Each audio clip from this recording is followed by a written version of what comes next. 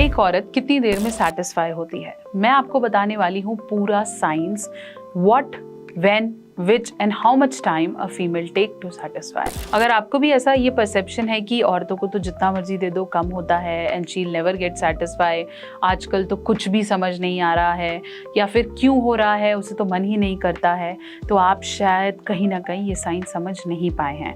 तो कितना समय लगता है एक औरत को, चलिए जानते हैं। चैनल पर नए हैं तो सब्सक्राइब करें और ये ज़रूर बताएं कि क्या आपको पता है पुरुषों को कितना वक्त लगता है।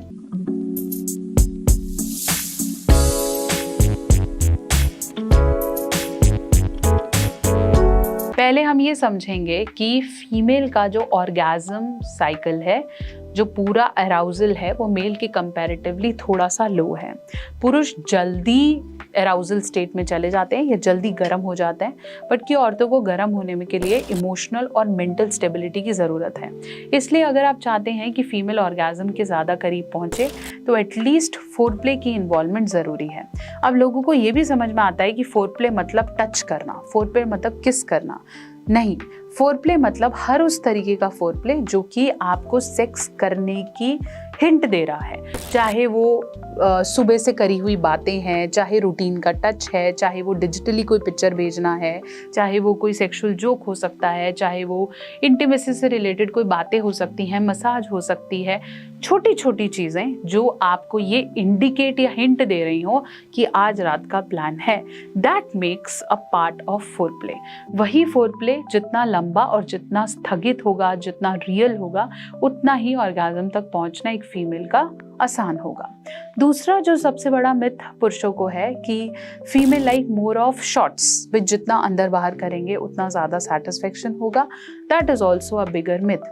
जैसे पुरुषों में जो लिंग है उस पर सबसे ज़्यादा नर्व सप्लाई होती है, वैसे ही स्त्रियों के क्लिटोरिस पे, मतलब वजाना के बिल्कुल ऊपर योनि में एक क्लिटोरिस नाम का अंग है जिसके अंदर 8000 से भी ज़्यादा नर्व एंडिंग्स होती हैं, जिस पर सबसे ज़्यादा सेंसेशन फील होती है, जो कि पेनिट्रेशन से 15 गुना ज़्यादा है। तो अगर आप उस एरिया को मिस कर रहे हैं या वहाँ पे किसी भी तरीके का फोरप्ले नहीं करते हैं तो डेफिनेटली आपके पार्टनर को ऑर्गेज़म आने में बहुत बहुत ज़्यादा समय लग सकता है और हो सकता है आए ही ना। तो अल्टीमेटली आपको समझना ज़रूरी है। तीसरी बड़ी चीज़ है कि सेटिस्फेक्शन के लिए ज़रूरी है इमोशनल बॉन्डिंग।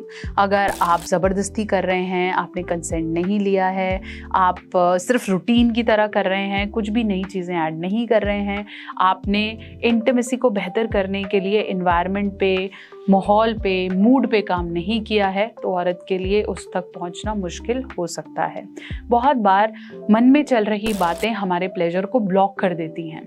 अगर आपका दिमाग कुछ थॉट दे रहा है और शरीर उस एक्टिविटी में है भी, तो भी उसे मज़ा नहीं आएगा। इसलिए दिल, दिमाग और हर चीज़ पे अपना कब्जा करो, तब भी सेटिस्फेक्शन आप एक पार्टनर को दे सकते हो।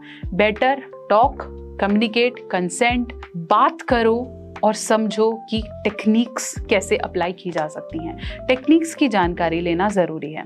अगर आपको भी ये लगता है कि ये चीज़ डेफिनेटली मैं जानना चाहता हूँ, मैं सीखना चाहता हूँ, तो अभी दिए गए नंबरों पे कॉल करें और जानें बेडरूम मास्टरी कैसे की जाती है। और अगर आप मुझसे इंस्टाग्राम या फेसबुक पे जुड़ना चाहते हैं तो ये है मेरे लिंक्स, और अगर आप मुझसे पर्सनली बात करना चाहते हैं तो इन नंबरों पे कॉल कीजिए। ऐसे और वीडियोस के लिए हमारे साथ कनेक्टेड रहिए। नेक्स्ट वीडियो में मैं कवर करूंगी पुरुषों को कितना वक्त लगता है और उनके लिए सही टेक्निक क्या है। अगर आप वो वीडियो देखना चाहते हैं तो आप कमेंट में टाइप करें मेन, ताकि हम नेक्स्ट वीडियो फटाफट से लाएं।